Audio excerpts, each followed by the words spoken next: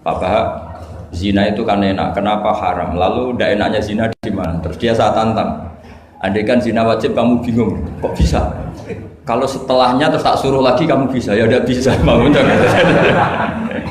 Akhirnya dia mikir ya, kalau wajib malah bingung, harus mengumpulkan uang untuk murder. Dan kalau dia senang seseorang tidak harus kesampaian. Ya kan, kalau kamu senang seseorang kan tidak mesti dia senang kamu. Kan repot kan? Kalau senang tidak mesti dia senang kamu, atau nggak senang maunya dibayarkan repot. Mendingan diharamkan terus tidak usah, kan enak malah. Tidur di kamar happy santai.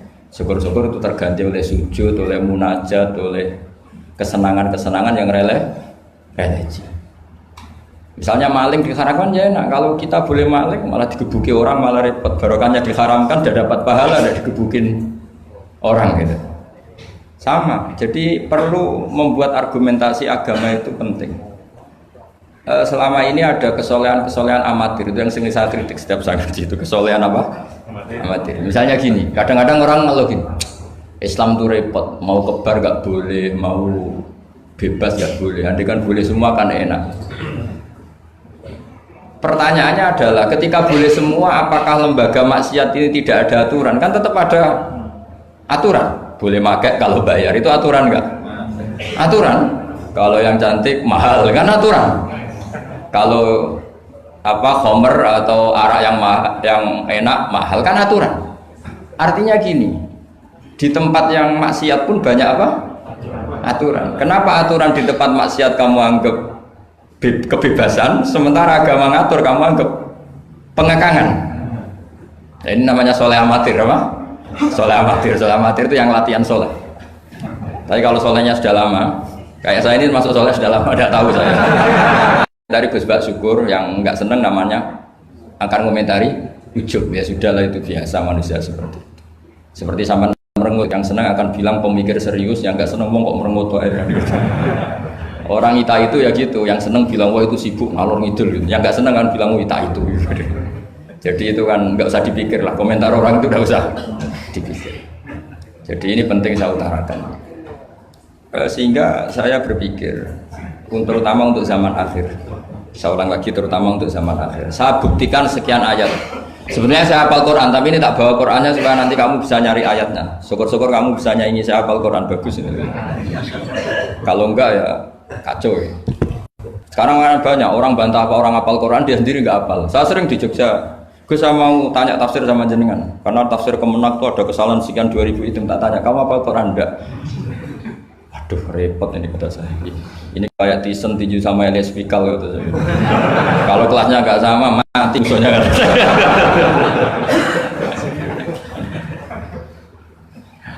Karena bukan karena ini keangkuhan, tapi proporsional apa? Proporsional.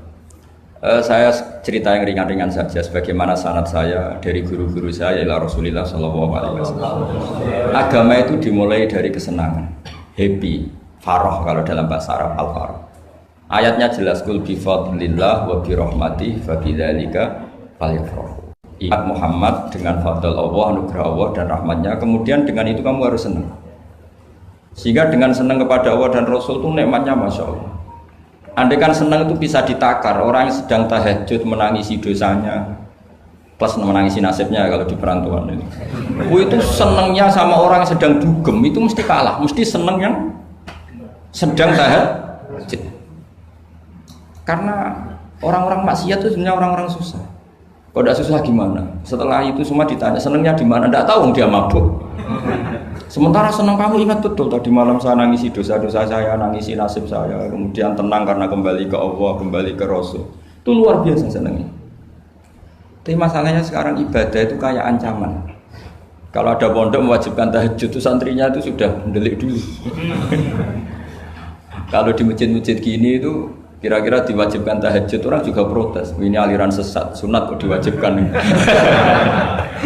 Jadi agama itu banyak keunikan, tapi yang jelas saya pastikan kamu harus senang. Kata Rasulullah SAW tadi, salasun mangkun nafihi wajata halawatal iman. 3 hal ini, kalau 3 hal ini ada pada kamu, ada pada kita, pasti kita ini menemukan halawatal iman, manisnya iman, yaitu satu ayyakuna Allahu wa rasuluhu ahabba ilaihi mimma siwahuma. Bahwa Allah dan Rasul itu lebih Anda cintai ketimbang yang lain. Mencintai Allah itu nikmatnya Masya Allah. Caranya gimana supaya kita istiqomah ibadah? Anggap hidup kamu itu sehari. Saya ini di Jawa, celok besar, tapi punya uang 200.000 itu ngira banyak sekali. Bukan banyak, banyak sekali. Karena saya ngitung hidup itu per hari. Karena aturannya orang soleh, sama tak ijazahi, pasti kamu nggak mau. Karena kamu pecinta won. Pasti tidak mau. Syarat sahnya orang soleh itu harus nganggap hidup itu hanya sehari. Hanya apa? Wa'mal li akhiratika ka'annaka tamutu ghadan. Beramallah untuk akhiratmu seakan-akan besok mati. Coba kamu yang di perantauan, bayangkan maksiat sampai 60 tahun ke depan kan berat. Sampai seminggu saja kira-kira berat kan? Tapi kalau bayangkan saya tidak akan maksiat semalam ini karena besok saya mati, sukses. Besok berpikir gitu lagi, saya tidak akan maksiat kan hanya sehari. Ternyata besok hidup lagi. Berpikir gitu lagi, tahu-tahu mati betulan setelah 60 tahun. Jadi itu apa ya, satu konsep dari Rasulullah supaya orang itu meninggalkan maksiat itu ringan karena bayangannya hidup banyak. Coba yang ahli maksiat itu diberitahu besok kamu mati, kira-kira malamnya maksiat enggak? Kamu maksiat itu karena bayangkan hidup masih lama. Makanya kata Quran, wahai orang-orang yang beriman, alam ya'ni lil ladzina amanu an takhsha qulubuhum li dzikrillah wa ma nazala minal haq. Orang-orang iman itu sudah saatnya khusyuk. Kamu jangan seperti orang-orang dulu. Orang-orang dulu fatola alaihimul amatu faqasat qulubuhum. Orang itu menjadi wangkot, menjadi keras hatinya karena merasa hidupnya itu panjang. Ini penting, ini konsep-konsep yang ada di hadis sahih. Jadi tidak perlu kamu soal ini sahih apa enggak, tak pastikan sahih.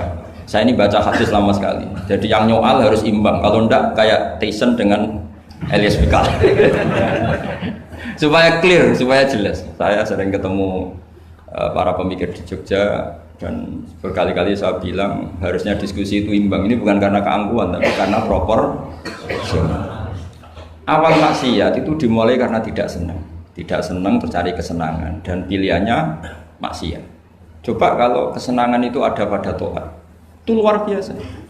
Sampai Rasulullah itu menggambarkan ketaatan yang baik itu, ada hadis yang mungkin kalau orang Jogja, orang Solo itu tidak siap karena agak priayi. Nabi pernah ngendikan, wa fi buti ahadikum shadaqah. Kamu ngeloni istri kamu itu ya sedekah. Sahabat ya tanya, ayati ahaduna syahwatahu wa walahu ajrun. Yang benar aja ya Rasulullah, masa urusan seks, urusan biologis kemudian dia dapat apa? Pahala. Nabi jawabnya ringan saja. Alaihi salawatu aha fi haramin akana alaihi wisrun. Kalau yang digauli itu istri orang atau yang enggak zaujahnya, enggak istrinya, apa dia ada dosa? Ya dosa ya Rasulullah.